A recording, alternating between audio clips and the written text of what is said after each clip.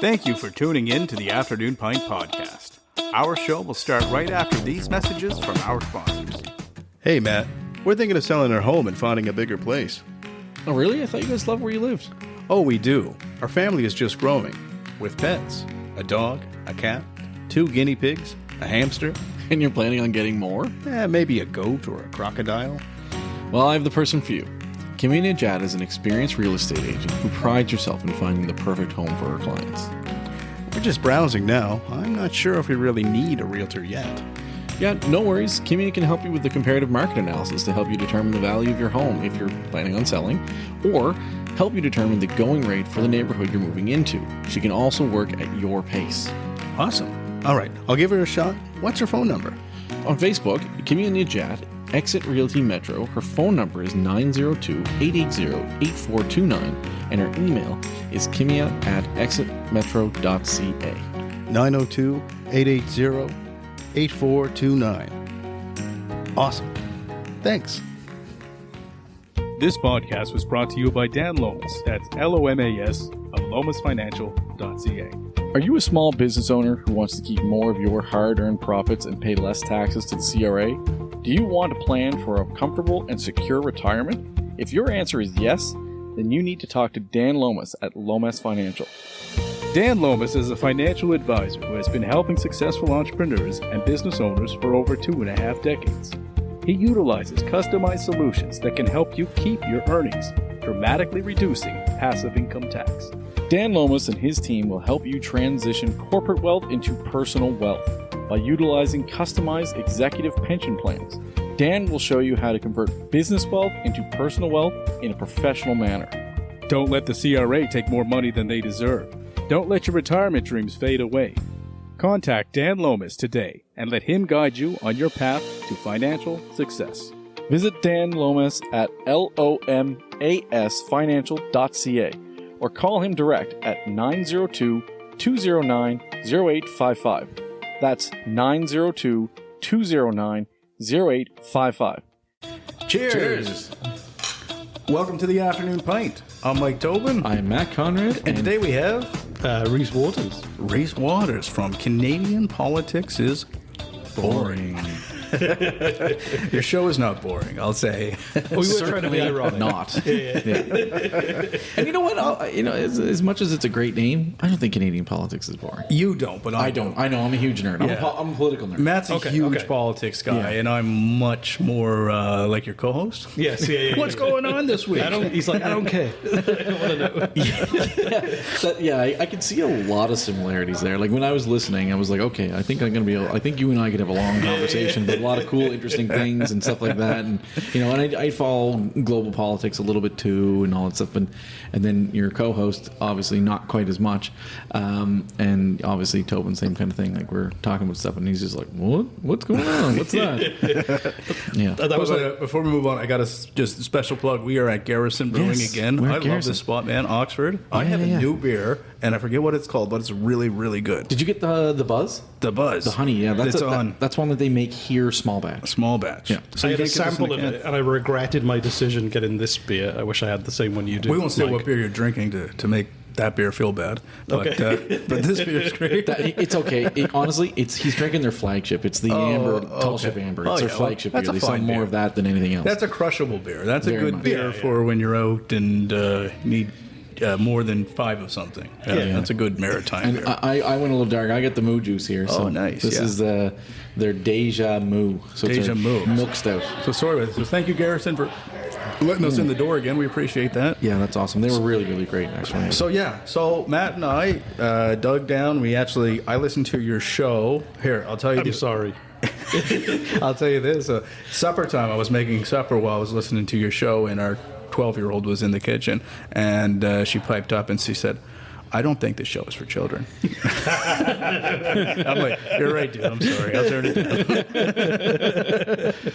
Yeah. I think that was always the thing that we wanted to do with it, was like similar to your relationship. Like we and Jesse, we've been friends for a long time. We were like, hey, we should do a podcast. And I was like, say, yeah, let's do a politics one. And he said, like, I hate politics. I was like, well, we have to do that because I just get to torture you and make you angry and frustrated, but also try and make you care about something that you hate. So a lot of that humor and energy comes from us just, like, ripping into each other and just saying outlandish things and just making stuff up and having fun. But we wanted to have, like, a different dialogue about politics because... Yeah, I don't see a lot of political satire in Canada. But you guys do a good job finding what's interesting, like the Pierre Poilievre porn law. I haven't gotten to that one. That yet. was the first one I listened to. It was fantastic. I haven't gotten that one. It's yet, short but fun, right? And your partner, he's in Italy right now, correct? He decided he didn't. Every winter, he just said, "I won't spend winter in Canada. I need to go somewhere warm." Amazing. And I said to him, "Well, this winter," he was like, "That's it. I'm going." He's working remotely at the moment, so he can pretty much that's the cool term is digital nomad, I guess. Okay. And I said, "Go to Italy. It's really nice." And he went there, and it's still not that warm, but it's nice. It's warmer than here, by quite considerably, and he's having a good time. Very, very cheap booze. Yeah. Yeah, So. Yeah. And also, he's observed that he doesn't get a hangover from the alcohol there. That's weird. Which is weird. And he is really can't believe that you can buy beer like anywhere from like vending machines, Anywhere. and that you can drink it in the street. Oh, his story about the ID. He said that on your show about the ID and the vending machine. Government buying ID beer. in the vending machine. Yeah, to get that's beer. pretty cool. You put a government ID in a vending machine. Yeah. Do you know that if that was a thing here, we'd have like at least 10 to 15% of the population think that was a conspiracy theory to like assimilate you or put some sort of Just don't buy beer from vending G5 machines. something whatever. Yeah, true. Yeah. Do you know how much that? I'm not having the guy track me. Yeah. That's exactly what would happen if we had that here. But I think that like what that was one of the things with that episode was that the idea of people just having to prove themselves with government ID when they were looking at Pornhub was just kind of bizarre. The idea of like strange. It's not like you're renting a car. You're not in that. Right. There was such a weird government. I thought layer Yoko of has government. had a good sentiment about it. Like he was against porn, but it's like also you probably find a little bit of a better way. I mean, that's a hard thing. I mean, porn isn't perfect. no.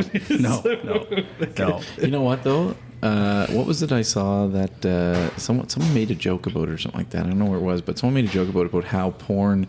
You can say whatever you want. I know there's a lot of toxic things that relate to porn, but Sure. it's also the most inclusive industry ever because they cover everything. Okay. It is, though. I guess you can't be wrong on that. Seriously, whatever you're into, they got a category for it. Also, my theory is that a lot of the innovation on the internet was driven by porn, like on video streaming, online payments. All of that was largely driven by. So what 'cause you're that was where telling the me demand is was first of all. Netflix is just the G-rated. Like I guarantee you, they Pornhub or hired someone from something. Pornhub to come and do their online streaming when why they were not? still mailing DVDs out. yeah. I'm assuming you're the same age we are too. It's like we grew up in an age where like the digital world didn't always exist. No, like you no. know, Right, so the internet was just a thing, and if you wanted to see a lady naked online, it'd take about 9 minutes for your modem to load it. JPEG, Right? Download it from DOS, and hopefully you get the right one. It was still like friends having secret stashes of magazines. Exactly, It was yeah. a different age. Yeah, it wasn't worth it, right? Yeah, the first pornography I've ever seen, I found in the woods at a tree fort. Like not even That is our tree accurate. fort. That's We how raided it worked. it. It was always hidden somewhere in the Yeah. woods. That is Yeah. literally every 9-year-old story. Yeah, exactly. Yeah. Classic, but that's how it happened. Yeah, and today's quite different. So hey, Yeah, it is. But so going on with the show, though, I didn't get to see that episode yet, or hear that episode yet. But I say one of the most awful things we've ever said on that show. I'll let you wait together to enjoy it. I love hearing awful things, so it's a good one. I will definitely go and listen to that, like probably tonight on the way home. Yeah.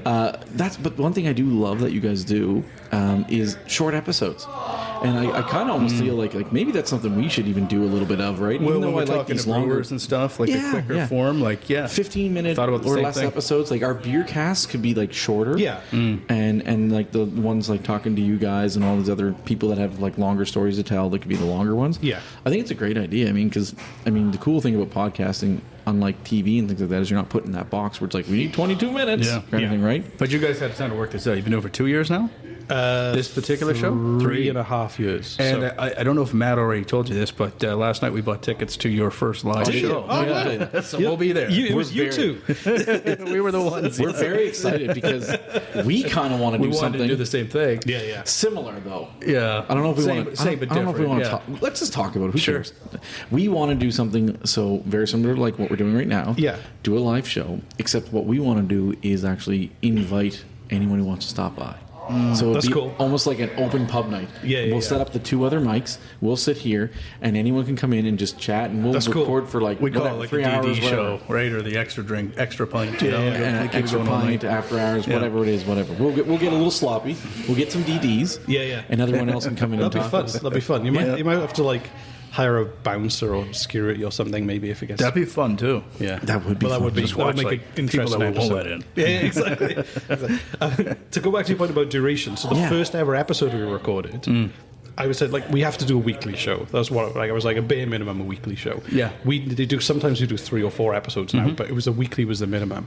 And I wrote a script, and it was about the life of Johnny McDonald from like birth to the controversy, everything.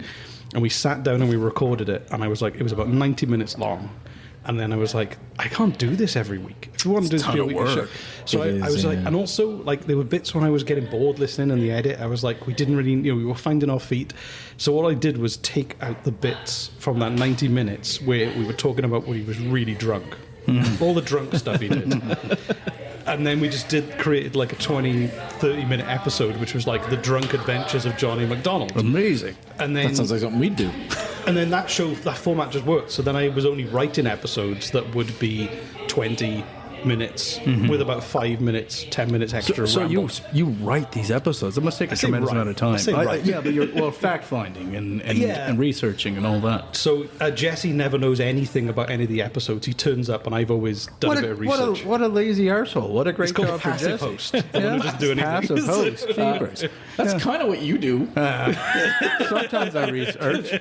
Yeah. Realistically, I've watched 3 Canadian films this year. that's true. That's you a have. record. Yeah, you Yeah. know what? That's true. Actually, Yeah. he's done really good about that. When it Get comes really to into Canadian films now. And you know what? You know what? I give him a little bit of shit because most times I'm the one who shows up with a bunch of information, but that's kind of great. But I will say that he did watch 3 Canadian films, and you read Nancy's book, and I didn't. Right. So that's Oh, do you have definitely- Nancy Regan? Yeah, we had Nancy Reagan on the show. She Yeah. was awesome, and she's been She's in the studio tomorrow. part of your show, part of Canadian your Love Map. company. So we should address that at least. Yeah. What's the company you work with? It's Podstarter. Podstarter, and, Yeah. and they host a whole suite of different podcasts. We've launched 60 shows in the last Amazing. 3.5 years now. So 60 shows. all Wow, in good for Halifax. you guys. Was Halifax your only office, or are you guys in other spots? no, we set up in Halifax, and we have clients locally, like in Atlantic Canada, but we also have clients in the US and the UK as well. So So Amazing. when they do that, do they just do their own recording and send it off to you, and you guys take care of it? Is that how it do it works? remotely in some cases. We kind of help them build like good sounding remote location, Okay, so it's not cool. all like Zoom with a laptop. It's Right. you know, Right. Because some of them are just that, like literally just that. It's Yeah. just Zoom with a laptop. It depends on your record. podcast. That might be fine for you, or if you need a more Yeah. advanced solution, or you guys do a lot of commercial ones too for business. Yes. And they can be quite huge productions in themselves, right? Yeah, and sometimes it's not even like studio based. Sometimes it's like documentary with archive news. We go out in the field and do location recording. It's we do a mixture of like this where we're having a conversation in the studio, and then sometimes it's more like an audio documentary, I guess. In that sense. I think that's the thing too. Some businesses I think are just straight up sleeping on the fact that podcasting could be a good way of getting their message out. Yeah. Right? Like, not everyone necessarily wants to listen to ads and things like that, but I mean, we had an episode that was on just like last week where we had Duggars on, and we had Yeah. Ross McNeil, and I mean, essentially it was talking about him and talking about his dad, and a nice tribute to his dad and the business and all that stuff. Essentially that's one long commercial, but he had a great story to tell, and that Yeah. kind of engages people. We actually got a lot of really great feedback about that. People saying it was a great episode. Because talked about the business and how he built it, and like Right. literally rolling the dice on like taking a mortgage out and being like, we're gonna move the business and take it, right? So even though it is essentially a We commercial, went against the conventional advice with when you create a podcast. They say pick a specialty. Yeah. That's the first thing they say. Like when you do the podcast 101 Choose course. a niche. Yeah, choose a niche. We didn't do that. It's like fucking. Listen to that. That's like, but I want to be everywhere and anywhere. I want to talk to everybody, and I want to bring them all together. Yeah, right. I mean, typically we do build like shows that have a purpose for like. So an organization is like, hey, we want to do this or get. Well, that makes sense. So those tend to be more targeted. But when you're doing it like this, you should like build a vehicle where you can talk about the stuff you want to talk about. Yeah. Because the Yeah. only thing is going to propel your podcast forward is your passion for it. So if you're like, oh, why did we set ourselves these weird borders that I want to talk about this, but it doesn't Right. fit the format. Just do it is your show. You got to do what that's it. excites I you. gotta ask about your show now. Do you get a lot of American fans like writing you about the show that are listening? Like, I mean, I know you have a big presence in Canada, and you're in the U.S. as well. And you guys Yeah. chart in the U.S. as well. Yes, we do. So most of our 80% of our downloads are in Canada, Right. But the other 20% is pretty much US. Yeah. And we do have like a weird network of US fans who are either like Canadians who live in the US or are Americans.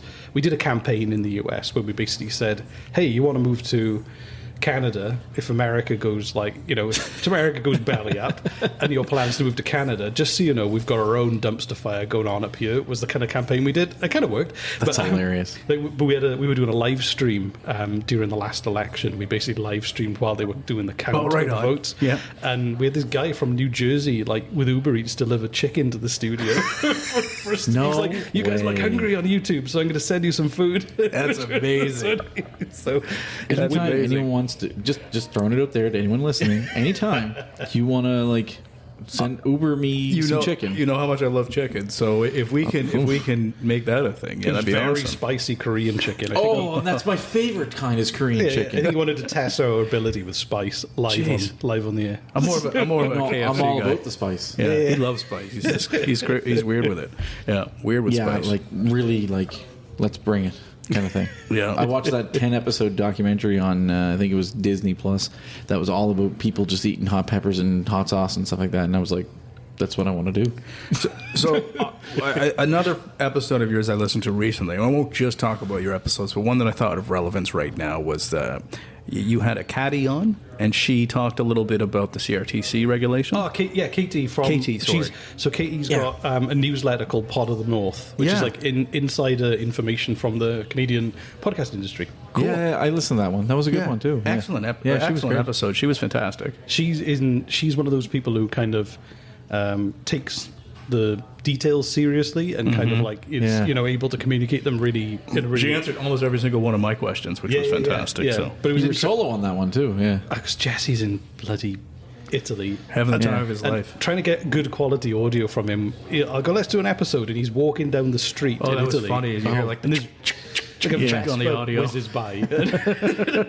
You know what the episode I really enjoyed was the Maxim Bernier. I actually listened to that one I today. was so proud of Jesse going undercover. Man, he did such a great job. And Tell me about this one because I didn't get a chance to listen to it. I listened to that actually this morning. Oh, did you? And- yeah, Oh, cool. just this morning. And because I listened to a couple other ones, but I listened to this one this morning, and I was texting him, and I was just like, dude, we have to get Max and Bernie on this show because I just want to have a conversation with him now because I actually really appreciated everything he had to say about that. I like the fact that he was like that Jesse said, like, okay, he's a racist, but he's not like a blatant like racist. He's more like your old grandmother is kind of like racist because your grandfather, whatever, who says like Just inappropriate kind of outdated things. ideals on the world. Like, He called like he had people who were people of color who came to his breakfast, and he called them black and yellow people. Yeah, To their faces. to their faces, referring to Asian people, like right. So it was like one of those things where he's just completely outdated, right? and like Jesse, like typically doesn't want to get involved in politics, and then he saw that breakfast was going on and was like, do you want to go? I was like, I can't because I got 4 kids and they're always doing like sport and everything. So he was like, well, I'll go on my own. I was like, really? He was like, yeah. And then so he went there and was just kind of Amazing. but eyes Absolutely wide amazing. open. He didn't, he just sat quietly and participated when they asked him to. And Yeah. my kind of main thing I took away from that was everyone in that room has a legitimate reason to be upset and angry. Right. But the conclusions they've come to is kind of slightly like Yeah. slightly twisted, slightly warped in terms of I want other people, rather than go, how can we make the world better? It's much more, how can other people feel the pain I feel? Was the kind of Yes. thing I got from it. And Yeah. it felt like a group therapy session for people of that mindset. What I liked about that episode was like really listening to it. It had almost like a it was just a moment where I was kind of like, oh, okay, maybe they're not like all completely crazy. They're just delusional. But you've got to feel sorry for them. Like you can't have, Yeah. you've got to have empathy for people. I think, even if you don't agree with them. Like, Well, that's what I think. It's almost like, so I'm a big fan. We've talked about it before. I'm a big fan actually here. I'm a big fan of Archie Bunker, right? And I think All in the Family is a great show. I love the satire behind it. I think a lot of people who are more on that, we'll say right wing, kind of more conservative, think Archie Bunker is their hero, and they're missing the fact that all of that is satire. yeah, But it kind of almost feels a little bit of that Archie Bunker feeling where it's like he's not intentionally trying to be bad, No. or whatever, racist, prejudiced, whatever. He's just ignorant and just delusional and manipulated in some ways. Yes. Like Yeah. they are manipulated. They've been sold a story where it's like, believe this narrative, that guy's the problem because Exactly. you have a hard life because of that person. And they're like, yeah, I do have a hard life because of that person. Exactly. And then they get It's all the- riled up and it's like, no. It's a simple, like, the world is very complex. Right. Everyone's having a hard time right now, and it's very easy to get drawn to look for those simple things to blame. Right. And those, everyone wants to be able to have a simple explanation on the world. And if we just do this, then everyone's lives will be better. Those people over there are the ones who are making your life bad. 100%. It's incredibly simplistic, but I can see why people buy into it because it's hard right now. Yeah, So yeah, it's exactly. like, It's the same thing. I kind of like you come in with, when Trudeau / Nova Scotia government made the deal about bringing in the $10 daycare. I saw so many people that were just like, I had to pay $45. Like, why do you guys get a break? And it's like, I don't know, because it's sorry you had to pay that. You shouldn't have. It's ridiculous, but this is better for getting women back into the workforce and blah, blah, blah, blah, blah, blah, blah, all the reasons for Let's it. draw a line under it and go, hey, let's move forward where it's better for everyone, rather Right. than go, okay, just because you had it hard, let's make it hard for everyone. Yeah. It's so weird. Things don't have to suck for everybody all the time just because it sucked for you. Exactly. Imagine if they had that attitude 1,000 years ago. Yeah, exactly. Yeah. So anyway, that was just that one episode, but you had there's a bunch of really good ones. So I mean, anyone listening, I appreciate how much you've listened to episodes. I didn't expect this. Thank you. Oh yeah, no, no. we do research on our guests. See, contrary to what Matt said about me, I spent a lot of time. I made carnitas last night. I made those today. Did you? Boom. There you go. Yep. See, the same recipe. It was. Oh Yeah. no, man, they're good, eh? Yeah, they are. Oh, carnitas are so dope. Do you know? I've never tried them. Oh, they're the best thing in the world. It's just pulled pork. You get a Shoulder. Boston pork shoulder. Yeah. Right. You slow cook or Instant Pot. Yeah. I'll send you this recipe. Please. So easy to make. And every time, like Andrea has them, my partner, she's like, "Oh my God, this is the best thing you make." She just falls right in love again. So great, and so easy. I just drink a beer and put it in, and then I just kind of clean up around the kitchen. Number one, good meal. Number two, wife will fall in love with me again. Great, perfect. Yeah, Exactly, Checks all yeah, the yeah. boxes.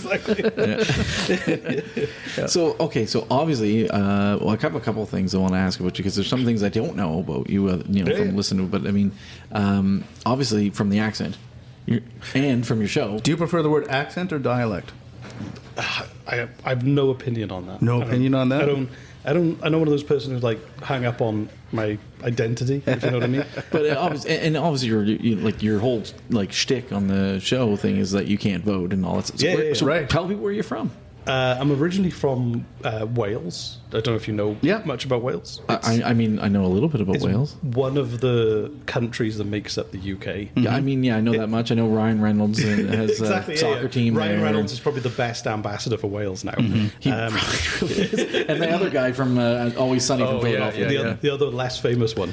I just can't remember his name right now. Great show, though. Great show. Yeah, it's a good show. Yeah. Honestly, like the Welsh government and Wales are incredibly grateful that they made that show because it's the best PR The whole country's had it years. But no, so I grew up in South Wales in like the old coalfields.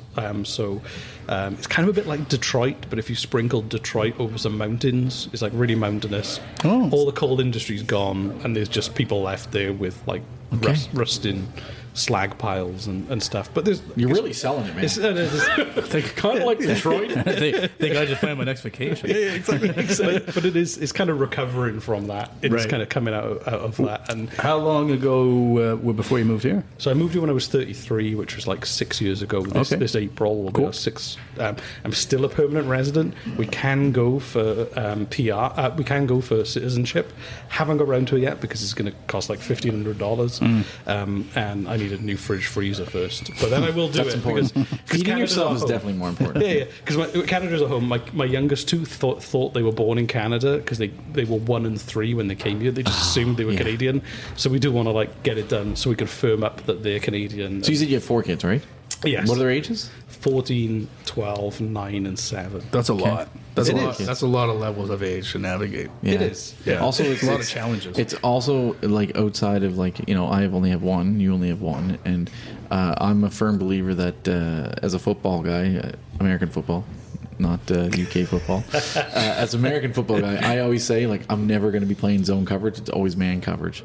So you were playing lots of zone coverage. So kudos to you for that. But honestly, like me and my wife always imagined having a big family. Yeah. And it works. Like they're all like, once you get, it's more like herding once you get a certain number. You're just kind of nudging them in the right direction. the good thing is like once one's 14, like I assume that, you know, they still come with attitudes, but at least they can probably help out a little bit more. So your wife's from Wales too? Did I miss that story? Yes. Yeah. Oh, cool. Yeah. Okay. So we both were 33. You know, we came here for like, yeah, I was going to say, what made you come here? Yeah. well, we liked traveling. Like when we were like in our early 20s, we saved up for a deposit for a house, and then we were both like, I'm not ready to buy a house and settle down and pay bills, so we both road tripped across America with our deposit and came back with no money. Because we got married in Banff in Canada because we were kind of not the Scotland one, the cool one in the Rockies, because we were kind of determined to like have like a wedding somewhere that like we thought we would find kind of beautiful and inspiring. It was a beautiful place, yeah. And then we'd always said,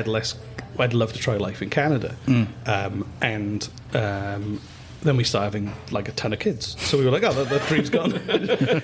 but I had my TV production company was about 10 years old, and I was hardly seeing the kids. I was traveling a lot. I was doing a lot of documentary work, which meant being in the field for weeks and weeks and weeks. Right. I was like, do you know what? I need to be more involved in everyone's lives in my family. And my wife was teaching, but she was kind of not enjoying the role as much as she was. And then more for me than my wife, Brexit happened, and I was like, the day after Brexit, I was like, let's get off this ship before it sinks. So you were like, I want to live in Scotland, but farther. Yeah. exactly. So then within 9 months of like the day after Brexit, we started the process. Within 9 months we had residency. Oh wow. And then we just sold a bunch of furniture, shoved our lives into a shipping container, which is, if anyone ever wants to have a really good experience, really minimalizing everything you own to fit into a small shipping container is a really fun exercise, because we came here. You could do that, no problem. Do you think so? Oh yeah, you're me personally, but not Andrew. Not Andrew, but you. Yeah. I'm a minimalist, core minimalist. But you love that experience. Yeah. And then we came here and we had an Airbnb for 6 weeks, and we had no possessions apart from the suitcases we brought. And I was like, maybe we should just buy an RV and be a road family from now on. Oh, you know what? Which I found really appealing at the time. My wife and I have actually been kind of joking about that, just because, like, you know, we bought our house years ago, and now our house is worth probably more than more than double what we paid for it. Mm-hmm. So we've been kind of like, you know, we could sell. Kind of fun just to cash out and just go for a drive. Honestly, I think about it roughly 3 times a day. Yeah, really? Wow. It's not a bad thought. So I made the joke, but honestly, what made you kind of settle in Nova Scotia? So we had PR, so we could live anywhere in Canada. Yeah. Okay. We started looking in Alberta because we'd been married there and we kind of liked it there. Right. But then we started looking around, and honestly, like, Nova Scotia is very Scottish-Irish influenced. Yes. Yeah, and coming coming from Wales, I could really identify with the Celtic vibe. Slightly more laid back. Don't take yourself too seriously. Community's important. Yep. You know, it's very much like if you go to Scotland, Ireland, you know, Northern Ireland, Wales, you kind of get that similar Celtic vibe. Same in like Cornwall and places. And I was like, I kind of recognize this place, even though everything is different. Yeah, at the same time, it seems incredibly similar. So my joke was not that far off, actually. Right. Honestly, it's Have you it's ever been uncanny, to like- Boston in the U.S.? Sorry? Have you ever been to Boston in the U.S.? I haven't, No. but I'm desperate to. It's kind of funny because I always transcribe that a little bit like a bigger Halifax It is in a kinda like sense. a Like, bigger like the people there, if you go down there, it's like, holy smokes, I feel like I'm at home, but like bigger. Exactly. Right? Like it's pretty neat. Yeah. Yeah. I have other things to say about that, but I won't say them here, but that's fine. Say them. Nah. We'll avoid all of that. I'll say them after. Say them after that. Yeah. But yeah, we kind of love life here. Honestly, Yeah. this is an amazing place to raise kids, especially 4 of them. Yeah. Yeah. It's like, Definitely more space. yes, And you need more with 4. Well, we sold a house in Wales, and we had like a tiny parcel of land, Right. less than 1,000 square foot for the entire house. Okay. And then we came here, and we had like 2 acres of woods with 3,000 Yeah. square foot home for the same value. And I was like, and this was before prices went up. This was like 2018 I was prices. gonna say, yeah, if you moved here like 6 years ago, you would have bought your house like roughly around the same time my wife and I bought our house. Yeah. And- Like prices have been flatlined for like 20 years or something. Yeah. And, Yeah. I couldn't like afford a house now, but so I'm not going to leave. So we can stay there. Exactly. Yeah. Enjoy it. Yeah. Why not? Yeah. But yeah, it was just a huge lifestyle leap for us to then be. And then when the pandemic hit, it was great. Like my kids were barefoot in the forest for 2 years during the pandemic. Yeah. You know, rather than being cooped up inside. So I think that's maybe a little bit why we get along, like where we could manage it a little bit. I mean, obviously, like my wife's a teacher as well, actually. So, and I work in the insurance industry, and we worked from home. My wife did online teaching and all that stuff. And we had, we have an acre and a half kind of thing, and we're a little bit isolated, a little bit kind of thing. So, it was not that bad. I mean, me as an extreme extrovert, I did get a little bit kind of like, I want to get out and see people. My wife, being more of the introvert, was kind of like, this is the best. I mean, she has some friends that she really I'm like. somewhat introverted too, right? I'm not huge on getting out around a bunch of people, so it was great. I remember getting out and going to the Spider-Man movie and how weird it was because it was like the first time I was out with friends and the theater was full and like there was this weird psychology with the masks that like when you sat down you'd take the mask off. I didn't as you're understand sitting. that because you stop breathing when you sit down. Apparently, So everybody had their masks on. I'm gonna freaking die. Like I didn't know what was going to happen. Right? It was just a still weird paranoia. COVID was so weird. It was a weird time. I gave myself a haircut at one point. It was I did that. My wife gave me the haircut. and- I looked wild. I didn't touch my hair or beard. you looked like forever. a I mountain was psychotic. Yeah. Yeah. I was just going as far as I could with it. It was fun. Yeah. Yeah, it was certainly a weird time. I mean, I think we did overall pretty good. I think Canada made out pretty good. There were some things that didn't make a lot of sense, like stand up, mask on, sit down, mask off. Kind of thing. You gotta forgive a lot of those mistakes. Because course you nobody do. dealt with it before, right? Yeah. I mean, if there's one thing I'd ever be like, it was bad. It was a real play to me on like the bigger pharmaceutical companies on like how do you fund a vaccine and then they're unwilling to share the recipe. Yeah, exactly. That was my biggest beef through the whole thing. I was just like, okay, they probably could have been more preventive. I wasn't anti-vaccine, but I was pro get it out there and give it its best shot. And I mean, I wasn't so worried about people whether they believe. You could have just still fixed it with those people that didn't believe the vaccine was effective. My partner's a nurse, so I did not have that. I wasn't allowed to have that thought process, right? But the people who did think that way, But I that was my big thing. I was like, why aren't we, we're funding this research to solve this thing as quickly as possible? Not really here in Canada. This is more in America. And then It they should said, be publicly owned. and then they're like, yeah, we got the patent on it. Yeah. No, we're not it's not good. like insulin And, where they and give they it away. covered a little bit off there. I can't remember which one you guys were talking to, but you guys covered off a little bit where it was that you talked about the consequences of things, right? And I think that's a really key thing to understand is that there was consequences, Right. and I think it was I think it was Jesse who kind of covered that really well, where he was talking about how like he doesn't know how he feels about like the whatever, the lack of freedom or whatever it was, the forced whatever, but it's like, there's still consequences. Yes. And you could get the vaccine or not get the vaccine, but in the end there's choices to be made and all that stuff. And I think it was you have the freedom to make the choice. You have the freedom to make the choice, and I think it was around a hairdresser that you guys were talking about. Yeah. There was a hairdresser who basically was like, you made a great point about how she should have just pivoted properly, because she decided to not get vaccinated, and a lot of her base said, I'm not going to go to you then, because I don't feel safe going to you if you're just going to be unvaccinated, cutting my hair and all that stuff, right? So, whereas she lost a bunch, and it's not great to see business owners lose and go to business or have their livelihood taken away. That's not a good thing. She should have just pivoted and just been like, unvaxxed haircuts, unvaxxed haircuts, and like, come see me. Yeah. She would have had a whole bunch of people. She would have had an audience, and I think it was either you or Jesse who said, just know your audience. And there's something to be said about knowing your audience. 100%. I remember I went through some media training. Do we know ours yet? No, our audience is brilliant. As far as I know, they're smart, highly intelligent people. They listen to us, and on top of that, we've done some edgy things or some controversial topics, and we've have we? Well, yeah, I think we've done some things where some people think those topics are controversial, and we've had no negative feedback, none. And I think that's really great. So I think that tells you our audience is pretty smart. Usually, people are having those conversations anyway. They're just afraid to necessarily have them openly.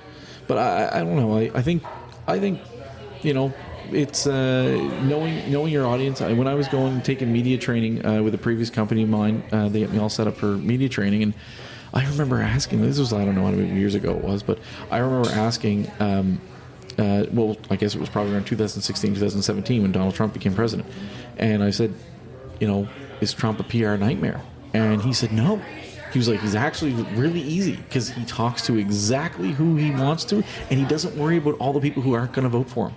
He just says what he says, and so the people who get like kind of unhinged. So far, he's a fan of Trump and Archie Bunker, right? You're putting it together, aren't you? First built a profile. Not a fan. No, but he not a fan of Trump. Let's just make that clear. He managed to get a whole generation of people who'd never voted before to come out and vote, right? Because they were like, finally, someone who says the awful things, I believe. Yeah. Well, and I kind of like, I knew he was going to win. I knew it because he was going to see people. I didn't see that. And the warnings were all around, but I was oblivious to it. I thought, no way.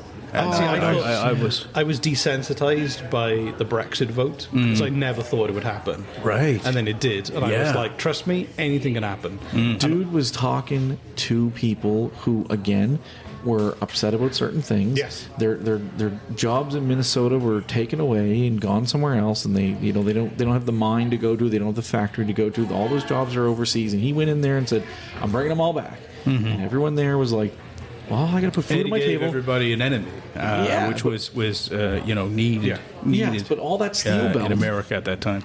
That steel belt that Hillary didn't bother to go and visit. She didn't visit those steel belt states. I know. Yeah. And he said, like, I'm going to bring those jobs back. And they're like, I need to feed my family, put a roof over my head. That's what I'm worried about. So I'm going to vote for the bigoted racist dude and just shut my mouth. And the thing is, you can see now that Polyev is doing the same thing because, on a level. Yeah, because traditionally what used to be the progressive conservatives, and this is stuff I've all learned in the last 3 years, so I could be totally wrong. But my understanding is that the conservative leader would start to sound a bit more moderate to entice liberal voters over. Polyev doesn't care about liberal voters. He's trying to entice people who don't typically vote.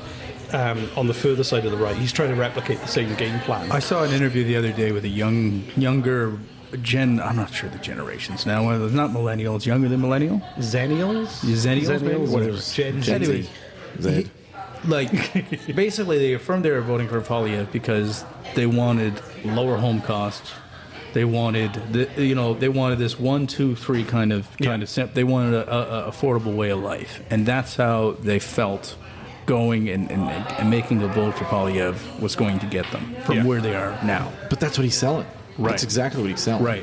Is he's selling that whole like, hey, You're being overtaxed. Yeah. Everything's higher. Your salaries aren't where they should be. He can't fix your salaries, but what he can fix is taxes and other Just things. massive tax cuts, but then Massive also cuts, tax. massive spending cuts. Yeah, Exactly. But right? it comes with this weird pill to swallow, and because then it's also they want to attract certain voters. Like I feel like there's a bit of a step back in the Conservative Party with transgender rights, right? Yes. Yeah. LGBTQ Yeah, rights.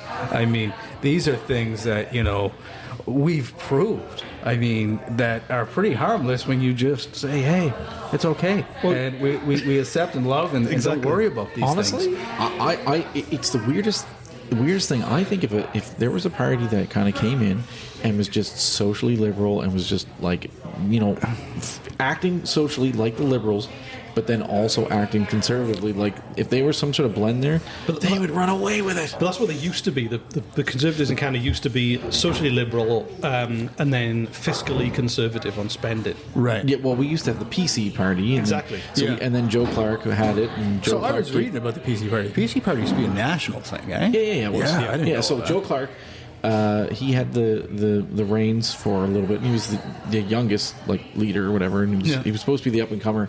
And then kind of what happened from there was he gave the reins over to Peter MacKay from Nova Scotia. He was also, if people know, he tried to get the Conservative leadership not that long ago, and you guys did an episode on that too. Paying his debts. Yeah, paying his debts off. So so Peter MacKay, and the whole thing was like Joe Clark gave it to Peter MacKay and say like, hey, you're going to be the new young guy of this party, and then all of a sudden Stockwell Day came out from the Reform and the Canadian Alliance, and it was Unite They the merged. Right. Yeah. Right, and that's because they had honestly, the Liberal Party in the 90s with Chrétien was just booming. Yeah. Arguably one of the best prime ministers we've ever had. And He's badass. Oh, he was. Seriously, he was. That's a dude I'd love to sit down and talk to for a really long time. He's 90 this year, I think. Yeah, I know. 90 years old. So anyway, and then he kind of he started to lose it a little bit because his own finance minister kind of screwed him over a little bit. And then Paul Martin won. Then Paul Martin was in there for 2 or 3 years, whatever. And then Stephen Harper came in. But Harper only really managed to pull off a win because they united the right. Right? And so Peter MacKay, for lack of better words, sold off the PC party, which was the Progressive Conservative Party. So we are progressive. We're Diet conservative. What's that? Diet Yeah, conservative, diet, right? light, conservative, light, whatever you want to call it. 0-calorie conservative. Conservative zero. Yeah, exactly. But it was honestly a party that I could relate to a little bit because I know you have to invest in certain things, but also we should also try to balance the budget and Yes, yeah. at the same time let's treat people with kindness and respect. I think the problem is that the progressive side has been consumed by that more extreme part of it, and I think that my prediction is, and I'm going to stand by this, even though the polls are crazy at the moment, is that Poilievre will get a minority Conservative I agree with you. That's what you said. Yeah. I agree because with there's a huge amount of Liberal voters who will come out just to prevent. They might be tired of Justin, and they might not like him that much anymore. I think there's fatigue. But, I think there is. But I think they would much rather. I think the perfect scenario is a Conservative government like that. Imagine Poilievre having to work with the other parties to get stuff done. He's going to have to work with Jagmeet. Exactly. Actually, you know what? Actually, I read something more recently that the situation we could end up with is a conservative Bloc Québécois coalition. That'll be very interesting. That would be bizarre. Very bizarre. I mean, it's happened before. But it happened in the 90s. Yeah. Or what was it? Was it the 90s? No, sorry. It wasn't coalition, but the Bloc Québécois was the official opposition against Chrétien. Yeah. And that was with Lucien Bichard and all that Right, stuff. okay. But it's definitely, it could be very interesting. What people don't really realize, though, is Quebec is actually pretty conservative right now. Their whole system's set up more socialistically, but their mindset is actually quite conservative. So it's they believe they've had $7 daycare for 20 years, and they've had a lot of other social programs that they invest in the arts and all this other stuff that they've done, like their taxes and all that stuff are all different from us, right? And then like you shout out to we've had a couple people on this episode that kind of tipped their hat to the Conservative Party that were from the arts community. That's right. We have had that too. Because they brought back the film industry in Nova Scotia that was dying. Jesse talks about that all the time. Yeah, Yeah. Some of that's, though, more giving the credit to the PC party. Sure. Which I PC party, really feel we have to. Anything I've learned in the last week is that most people don't have a basic understanding of basic politics in Canada. Right. Which is, there is no PC party federally. Yeah. And there is no Conservative party provincially in Nova Scotia. Okay, but does it matter on a national scale? Yes, it does matter. Heavily. Why?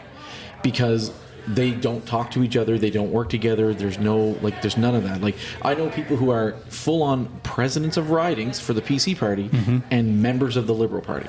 Okay. Because they don't like how far right Polyev could potentially go, or Stephen Harper could potentially go. But I think that situation is good for democracy if people are, the fact that they associate with different parties. I don't like. One of the things that I don't like at the moment is and politicians, they all try to avoid answering questions. Trudeau avoids answering questions all the time. Wait until we get him here. Exactly. They all try to avoid answering questions, but what Polyev does is actively call people liars and encourages people. I signed up with a fake account to the Conservative Party mailing list, made up a fake name, Barry Barryville. So we get the emails all the time. And it's basically him saying, "Hey Barry, don't trust the media. We're the only people that can give you reliable information." And when a politician does that, and you go, "Yes, only you can give me the truth," that's concerning them because something's in the water. So I am not a member of the federal parties. I am a member of all four provincial parties, major provincial parties. I'm a member. That's pretty good. That's an interest in play to join all of them. No, I just you get a vote on decisions in all of them. Yeah. So I believe in democracy, and part of that is the fact that you pay your little $10 or whatever it is, and it's tax deductible, and then I get a say. So here's the other thing: is if you guys don't do that, I have more of a say who's going to be the premier, because I can vote on who gets to be the leader of each party. Now, you choose the lineup. You're not supposed to do that. Yeah. But whatever. They say, don't be a member. Well, I'm like, yeah, whatever. You're going to take my money. Why do they say don't be a member? To use an American football analogy, you don't get to decide who wins the Super Bowl, but you get to decide who turns up. Hey. Yes. But why couldn't you? What's discouraging you from joining all the political parties? They don't want you to because they don't want you to. They don't want to give they don't want to mail to people who don't believe in their whatever, right? Oh, okay. Like Barry. Yeah. Exactly. Like Barry. But here's the thing: is I'm a member of all of them because I get to cast a vote. Yeah. And the fact is that in the end, I can be like, I want to choose as you said, who shows up at the Super Bowl. Yeah. If I have the ability to choose the 4 people that are on that ballot to be premier, at least I know that I've had a voice in saying who may be there. Yeah. Right. Right? Right. So in the end, let's say Matt is the only one who gets to choose, and I'm the vote of 1. I will actually have gotten to pick everyone. So it's always going to be best case scenario for me. Honestly. Yeah. Right? Sure. In that mindset, right? Yeah. In that theory, right? So I mean, I have no problem in saying I actually was at the PC convention and voted for Tim Houston to be in the party leader. Can the afternoon pint join all political parties? Sure can, probably. I don't know. Do that. But I don't know. I went there. Your podcast definitely should. Well, Jesse's going to try running for mayor. Oh, is he? Yeah. Okay. Oh, you know what? I joked around about just throwing myself on the ballot just for Dude, as fun. well, just have you 5 go. podcasters running for mayor. There was a TikTok guy last time, so why not? Yeah, I met him, Max. Yeah. He seemed I like a met nice him. guy. He was a really nice guy. Yeah. He's going to have toned down on that cursing. My God. Was that? Jesse's Jesse, going to have toned down on that cursing. He got so mad at his cat. Yeah, he got so mad at his cat that time. I was like, holy smokes. So the first episode. Don't get me wrong. My cat is always me. That's all there is. The first taste of Jesse he got was I think the cat episode. Where he's screaming, Where he's like, screaming to at shut the the cat. fuck up to a cat. Yeah. Like 6 And Matt's times. like, I really don't think I like this Jesse guy. Yeah.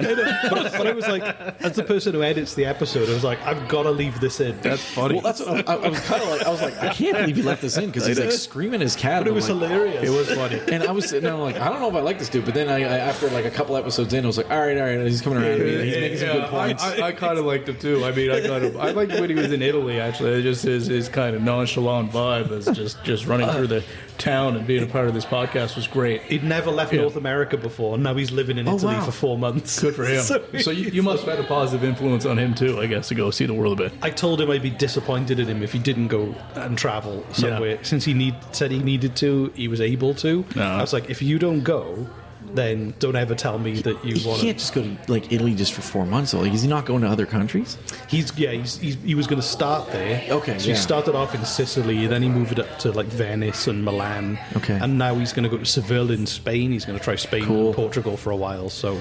Yeah, I've been to Germany 3 times, and I absolutely love Germany. I love Germany. Germany's so great. Like honestly, never been, but that's on my list. It's up there. It's got the best Legoland. I've never been to Legoland is incredible. Okay, you can have schnitzel. The other thing is my favorite. I think my favorite like city, town, whatever you want to call it, is actually Bruges.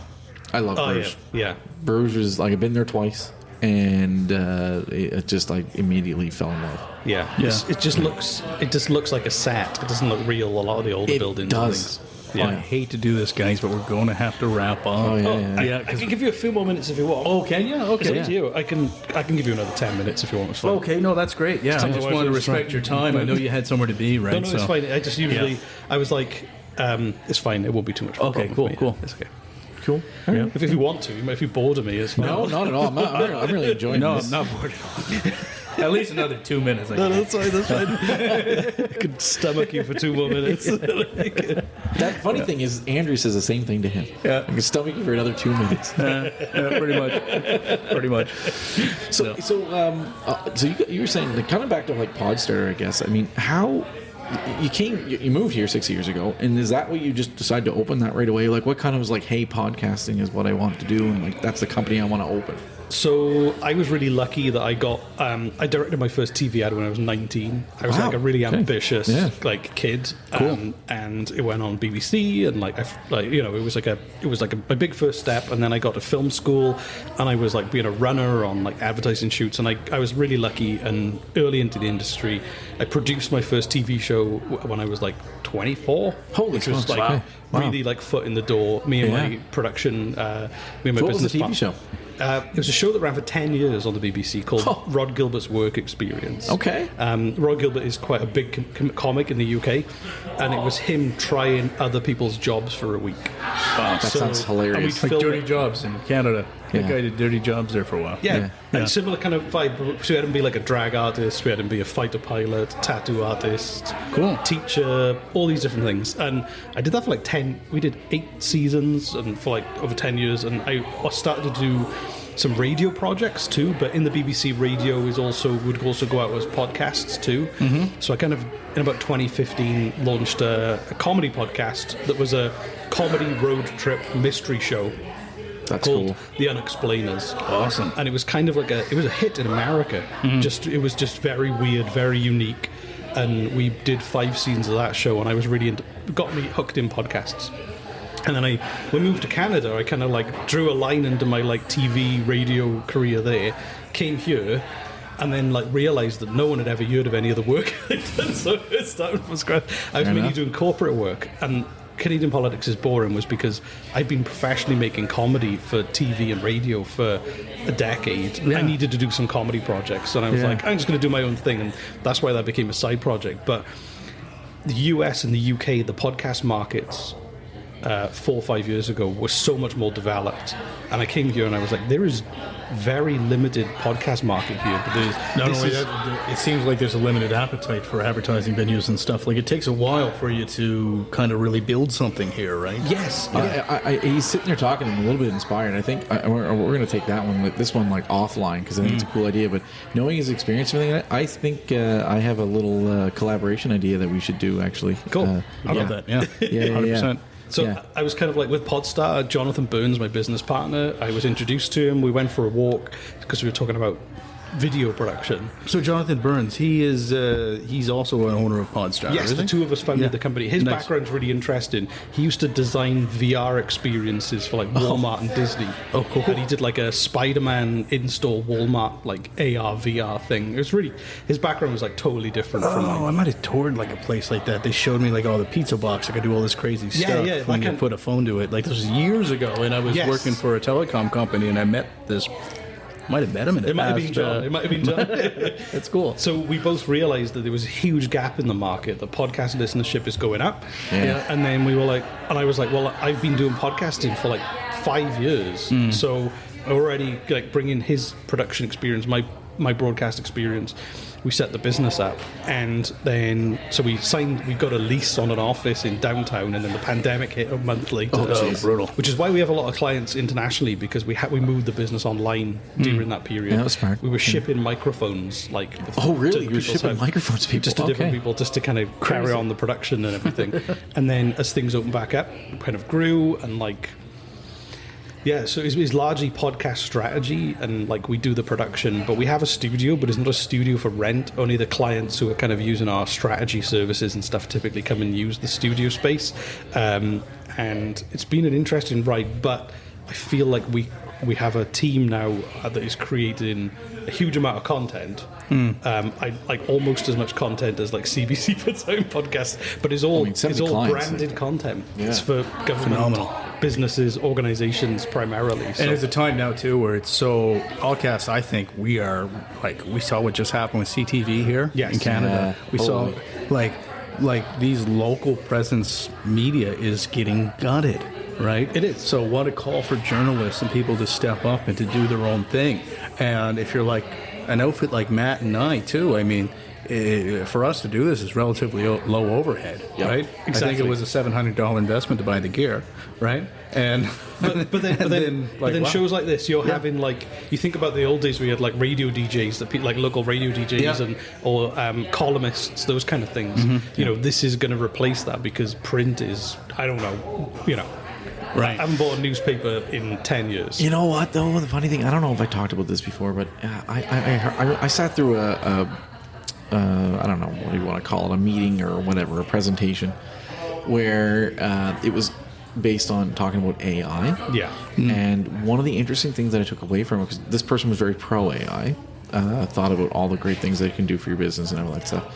And the thing that he said that, honestly, I think it's the thing I took away the most, is that he feels that print is actually going to make a huge comeback with the dawn of AI. Yeah. Because it'll be the thing you can trust the most. Because AI can't screw with print once it's printed. Yeah. Right? So factual information will actually need to be printed in order for it to not to be able to be hacked and to be It'll be just adjusted. like birds dropping notes on yeah, like exactly. Yeah, we're bringing back we're making all those pigeons that are unemployed. They're coming back. And that's why, like, that's why it's important, I think, for podcasts to have like a live version, Yes. as Yeah. well, because like that's like a fun live podcasting is massive, Yeah. and is a fun experience for That's people. kind of what this intended to be, but we've I don't know, our learning process, we're so new at this, we wanted to really get a chance to learn Yeah, it, yeah. and editing first was kind of the safest bet. But also, you hone in, like, the more you do this, once you do get in front of an audience, Yeah. you just go, oh, we've been doing this for hours. I know what I'm doing. Yeah. Like, And there's shows too. We've had shows where like I've had shows where I'm like, holy shit, I gotta edit the bejesus out of this. Yeah. And then there's other ones where I'm like, I just press play. Yeah. And then I press stop and I'm like, nah, I did a great job. exactly. And even before, like, I came to Canada, I had never done anything on the mic or in front of camera before. I'd always been like Behind the producing, scenes, directing, editing. Yeah. And then like my Canadian Politics is Boring was my first foray into like, hey, I got to move in front of the mic and start talking. What's that going to look like? And you know, it's great. I think it's a great training experience, especially if you're doing like a weekly episode. Before you know it, you've done like we're getting close to 370 episodes. Amazing. And, like, Amazing. and I think my ability to talk into a microphone is very different from it was And we need 370 episodes ago. that show should be right on the forefront. I mean, I appreciate it for the representation. Similar to the reason that I like John Oliver and even Bill Maher. I mean, I enjoy his show. I know you don't. don't. But I'm not a Bill Maher fan. no, I am, but that's fine. But I mean, these shows that talk about bringing it a comedic light, and you learn a little something as you're listening, right? So, And that was the thing in the UK. There's tons of political satire. In the US, there's tons of political satire. Yes. In Canada, there's the Beaverton, and this hour is 22 minutes. Right. And I felt like that was it. And one of the, I feel like, one of the things I've learned from doing the show is that democracy isn't just voting, and I feel by us making fun of politicians is my democratic service. Because I think it's an important function of, satire and making fun of people who seek power is an important part of democracy. sure. And the live Yeah, I show agree. concept, I just want to kind of circle back around to that. So that's on May 25th. May I got it 26th. written down somewhere. I got tickets last night, man. I can't you remember bought the the date, tickets. though. I should probably have memorized I think it it. was 26th that year. I think you sent it off to me and you're like, what are you doing May 26th? I was like, I don't know, man. I'm It's a planning that way Sunday too night. late. Yeah, we're not Sunday. Yeah, May 26th, I think. 8 p.m. in the Two Crows. Two Crows Brewing. So shout on out to Brunswick Two Crows, Street. another cool local brewery here in Nova Scotia. When he sent it to me, he was like, what are you doing on May 26th? I was like, that's a long time from now. I don't know. I'm like, it's the weekend after the long weekend, so sure, what? Yeah. And he was like, oh, we're going to go to this. And I was like, all right, sounds So I good to bought me. the tickets before we did the podcast, just in case this went poorly and it'd be super awkward, right? And then we could just go and boo you. Exactly. But he said, he was like, oh, they're doing a live thing at Two Crows. And I was like, tell them to stop stealing our idea. We recorded. I think you guys were way ahead of us on that one, though. Yeah. I'm gonna, just to warn you as well, I always like to put extra pressure on myself, so I will not write the show until a week before. Oh, cool. And then Jesse will turn up not knowing anything that we're doing that night, and it'll just play like an that's the plan, is for it just to play out like an episode without having too much kind of planning. We spoke to two ladies who did a podcast, and they're very successful, Mamacide. Yeah. And that's their kind of shtick, except it's not one person all the time. Like they take turns rotate. back and forth. Yeah. One person does all the research and tells the other one. It's the reactions to all the stuff that happens. They Great do a podcast. great job, actually. It's a pretty fun show. Yeah. But so far, what I've listened, I don't know how many episodes I've listened, but 2 handfuls of your episodes, and so far I really enjoy it. I'll probably be listening to quite Probably often. continue to listen too. Yeah, I'll probably tune in quite a bit because I'm a political geek. I also like to laugh. I love making fun of it, all that stuff and everything. So Yeah. So one last cheers to Rhys of Canadian Politics this morning. Cheers. Cheers. Thanks for having me. No, thank you, man. Thank you very much. Fun. Awesome. Hope we can do it again. Absolutely.